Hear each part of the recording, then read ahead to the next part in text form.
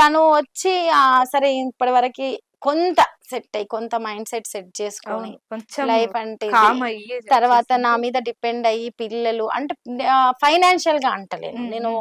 Wife and husband కి disturbance ఉండొచ్చు, కానీ ఎటువంటి హస్బెండ్ మంచివాడైనా కాకపోయినా ఒక కూతురికి తండ్రి మంచివాడే, ఒక కొడుకుకి తండ్రి మంచివాడే. కాబట్టి ఒక తండ్రిగా నువ్వు మంచి రోల్ ప్లే చేయాల్సిందేమో. నిన్ను అదేదో ఇదేదో చెడ్డది చేసావు, అదేదో చేసావు, ఇదేదో చేసావని నిన్ను జడ్జి చేయడానికని నేను మాట్లాడట్లేదు. కానీ నీ బాండింగ్ అనేది, నీ అటాచ్మెంట్ అనేది నువ్వు బతికుండి వాళ్ళకి ఇస్తే వాళ్ళ పాత ఎంత మర్చిపోయేవాళ్ళు. ఒకటి నువ్వు కూడా సరే, నీకు ఆయన చంద్రకాంత్ అనే పర్సన్ కి పవిత్రతోటి ఏం అటాచ్మెంట్ ఉందో మనకు తెలియదు, కానీ వీళ్ళతో అటాచ్ అయ్యి అది కూడా మర్చిపోయేవాడేమో.